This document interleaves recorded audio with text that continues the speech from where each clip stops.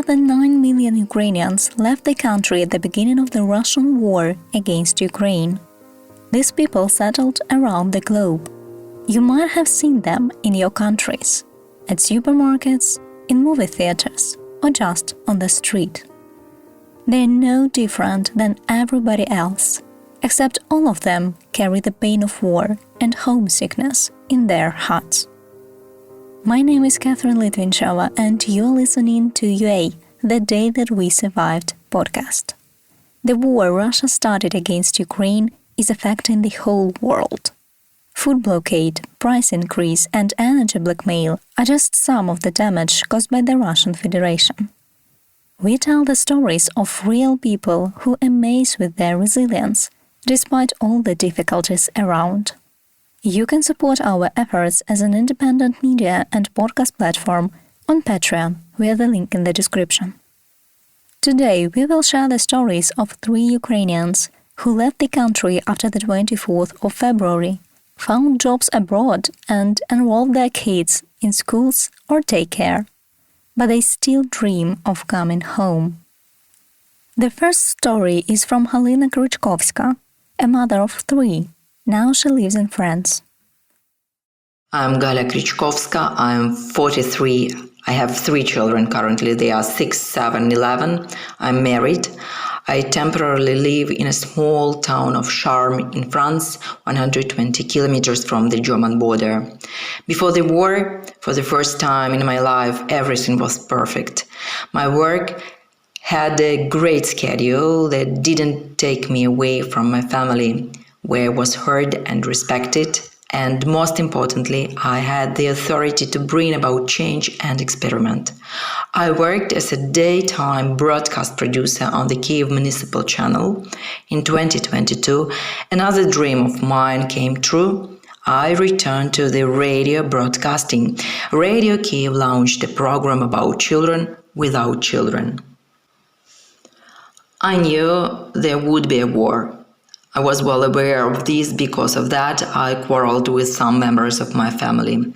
I had a plan B, which I greatly shared with my colleagues. Therefore, it is not surprising that the majority of mothers from our channel took their children out on the first day.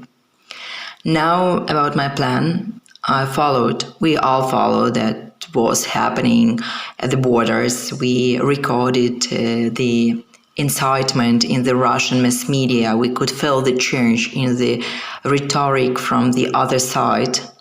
We included dozens of experts in the television broadcast. I saw my mission to give specific practical advice from hosts with similar international experience. We packed emergency suitcases, explained how to find shelter and how quickly to move here. We turned on Poland and asked if the border would be opened for women and children. In Israel, there was a question about what might happen to the child, what the children should be informed about. On the radio with psychologists, I talked about children's tantrum, preparation for evacuation, how much it is possible and necessary to talk with children of different ages about the war, its consequences and causes. On New Year's Eve 2022, I called my best friend in Chicago and asked her to host my children as soon as the war started. I have an American visa. My children do not. Olga and her husband Mike made invitations for the children in one day. Jumping ahead, I will say that I failed my own plan. The embassy in Kyiv closed after the visa process began, but before it was completed. Our passports were returned. The children cannot get visas in any city on the planet Earth except Kyiv, but they will return to Kyiv only when the war ends. I made one more attempt to come up with a plan. I tried to rent an apartment in Ivano-Frankivsk. This was also a failure. On February the 22nd, I had a serious conversation with my mother and mother-in-law. I asked them to pack the essentials in one bag: documents, their medicine, plus antipyretic, sedative, underwear, slippers, something small but dear to the heart, photos, an icon, etc. On the 23rd, I checked in the evening whether everything was ready. In the morning after my call, my mother made it to the first subway train. Then the first hell began. I had to go to work because I worked at a critical infrastructure facility in the capital and was responsible for a 6-hour broadcast. Most of my colleagues with children did not go to work. We went into marathon mode. And the grandparents could not get to their grandchildren in any way to at least initially take them to a remote village in the Kiev region. They reunited in the evening. I breathed and stayed at work for another 10 days. Then it seemed to me that I had set the priorities correctly. Then I changed everything. I warned everyone at work and told them that I'm going to pick up the children. 70 kilometers from Kiev, I added 12 hours to get to the children. We spent the night, we left. We spent the night in Khmelnytsky, we left. We spent one night in Ivano-Frankivsk on a temporary basis. For the first time, and I hope for the last time, I took the sleepy children out of someone else's apartment into a corridor with 2 load-bearing walls. The apartment is near the airport. Early in the morning of the next day, we went to the border with Slovakia. The line on foot is 2 hours. We sat in the car for exactly 12 hours. When we drove along the Slovak road, my 6-year-old started throwing tantrums. Then a night in Košice, then Vienna. There are no places even for one night. 3 weeks in Vienna and 3 weeks a few kilometers from Berlin. We looked for housing ourselves and paid for it ourselves. No, not quite so. I was in a fog and I'm hysterical. I'm driving, fog and I'm hysterical. I'm driving again. Friends or relatives of friends were looking for a place for us to live, and friends also transferred some money. I didn't know where and for what purpose I'm going. We applied for Canadian visas and were issued to us when we were already in France. When I realized that I would not take the children so far without their father. Austria and Germany could not help us in any way. By the time we arrived, all the social housing had been filled by Ukrainians. And there were many of us, 3 children and my mother. We were openly told that it was unreal. Those 2 months are the time when I realized what spontaneous kindness is. This is when complete strangers share sweets with children, quietly put 20 euros in your pocket, take you an amusement park for the whole day, fill up a full tank of gasoline and gas, give 2 weeks of free housing, which before was rented daily. Then we went to France, to Lorraine. I wrote to my friend, also a refugee, that in a couple of days I would not have a place to live. She said, "Come here, we will come up with something." As of now, we live in the 14th place in terms of housing in the 4th country, but I feel that I will soon be home. Every night I see Kiev, my Chaika and my village in the Sumy region, my plans, emotions, continuation of life, my people, smells and dreams. I'm not here forever, we are here temporarily. 2 children study in 2 schools. Although the decision was made to leave the Ukrainian school because everything came down to formal checks marks, grades, the programs overlap.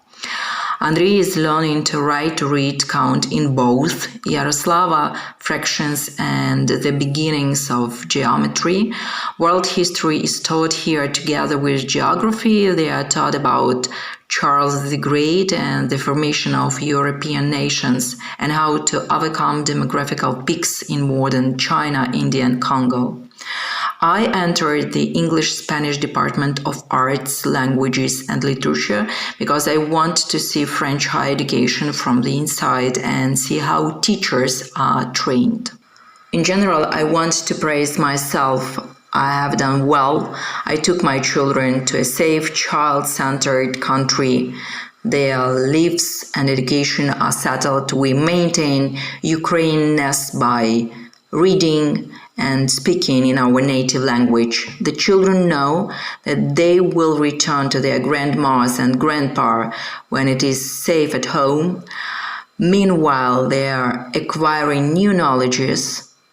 They are learning foreign languages. This year, the eldest has added Spanish with a colloquial to English and French, and they are learning to understand and respect other cultures and traditions, what my husband and I tried to show them before the war. Therefore, I have nothing to say to all those who hate refugees. All of my colleagues keeps writing to me on Facebook the same thing, and you will come back. And a friend and classmate who holds a very high position in a prestigious organization calls, Olga, come back. It's cool and safe here. Therefore, I say this to all those who like to give unsolicited advice. Live your own life, protect yourself and your loved ones. Donate to the Ukrainian armed forces and, if possible, help strangers who need it. Be faithful.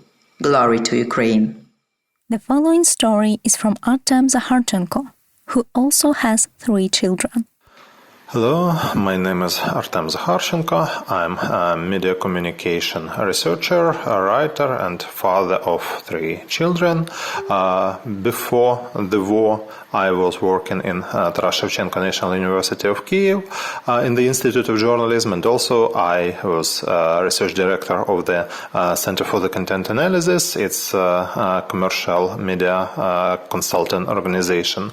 When the war started, we moved to the western part of Ukraine, and since that I started to look for different opportunities for scholars in European countries, and finally found the scholarship in Bremen University, supported by Volkswagen Foundation. I didn't want to get to a foreign country without any project, as a lot of Ukrainians did. I thought that it was normal to stay in Western Ukraine, and only when I finally found something that allowed me to live here not as refugee but as more or less professional worker, so I did it. Of course, it was important to get children out from the war, so that was a good opportunity, and also very important thing for me that since February 24th, we with several colleagues launched our project, volunteering project, CAT-UA, Communication Analysis Team Ukraine. We help our military and civil authorities to understand better information war and communication about war in social media. So it was started like a volunteering project, and now it is a big NGO that provides this analysis. And my project in the University of Bremen is also connected to this research that our NGO provides. So it is very similar similar project and just provides this data set that we gather into scientific scholar discourse. Of course, I'm going to come back. My project ends in the end of the May. It's a one-year project, so we need. So it is very important for me to come back, despite some people here in Germany, they ask, should I really come back? But I think it should be only nuclear explosion that can stop me in this idea. Bremen, it's a very calm, very silent city. I think after all this situation in Ukraine that my family seen, it's a good idea to come to a small city, not to a city like New York, but to feel better after this situation. The last story is from Olga Apenko, who currently lives and works in France.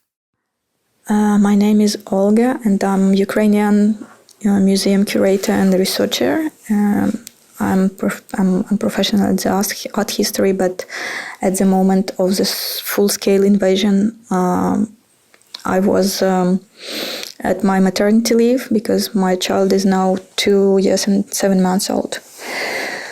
So it was not an easy and quite fast decision to leave Ukraine. It was in the beginning of March, and I just agreed to my friends in Switzerland proposition to come to their house for some time and to spend some time with them. So the first time abroad was this familial circle of friends, but I understood that I couldn't stay like that, and I started to check what's going on and what's my status abroad. And I didn't feel quite comfortable with the status of refugee. It didn't stick to me as much as I could imagine it comfortably, and I didn't want my child neither to feel just refugees and to wait in the safe place until the end of the war. So for me, the idea was to find my place where I could be useful with my professional skills, and from where I could help to Ukraine, either for its present time or for its future. And I started to look closer at professional programs that were abundantly suggested by my colleagues in different countries. And one proposition was such that I couldn't leave it without attention. It was a possibility to go to Paris for 3 months at first, but then it was prolongated for longer. And the program was called PAUSE, and it was aimed for scholars and museum professionals from Ukraine. The idea was to insert them in the institution of their choice, and if in case this institution is ready to collaborate with them. And as I was in contact with the Department of Applied Arts of the Louvre Museum, I agreed with them that I'll come there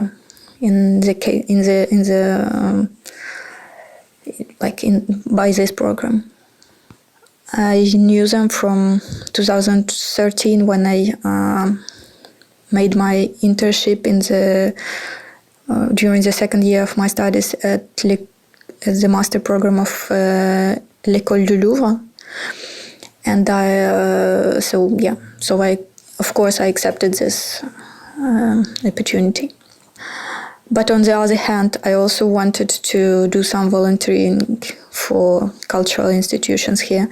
So I took contact with Ukrainian Institute in France and Ukrainian Cultural Center. And during my free time in the evenings or on the weekend, I helped to organize some events for our cultural community, such as roundtables for Ukrainian museum directors and for Ukrainian restorers, and also for a series of visits for the group of Ukrainian restorers and experts. We also organized a gift of the big series of books about Ukrainian art and Ukrainian museums. And we made this gift to one of the biggest world libraries of art history. It's an institution named l'Institut National d'Histoire de l'Art. This is a very important center for art history research, and they didn't have much of information about Ukrainian art, so we joined to the initiative to make it richer in our direction. And on the other hand, we also gifted books to the newly created Department of Byzance and Christianities in the East, which is a 9th department in the Louvre Museum. So we decided to join our vision and our effort early on the stage of creation of this department. And it would be really a foundation of this part of the library of department, because it wasn't quite like Ukrainian sacred arts and icons were not quite known before. So it was important to do it quickly and to join efforts with our Ukrainian colleagues and authors and researchers, and to do this gift. On the more personal level, I knew that it would be difficult to find a kindergarten in Paris, but I really had a chance. So I only had 2 weeks before the start of the contract to find an apartment and a kindergarten, and both of them I've got them quite quickly. And the apartment was borrowed to us by friends of our friends. It was like quite a friendship network that helped us. And the kindergarten, it was a really French government who helped us, because they made it possible for Ukrainian families to join kindergartens for free and without waiting. So we were really nicely accepted there. So yeah, I know that my experience is not very representative, because there isn't much of chance in it. But yeah, it is like it is. Kyiv International Institute of Psychology discovered that Ukrainians understand those who left the country. They don't harbor any disapproval of their fellows displaced abroad. After all, it's a personal choice for everyone. Because it's still true that there is no safe place in Ukraine. We wait for the day when every Ukrainian who was forced to leave the country can finally return home. Me, Catherine Litvinchova, was with you. You can find helpful links in the description of this episode. Please stay safe and listen to Ukrainians. This episode was supported by Urban Space 100.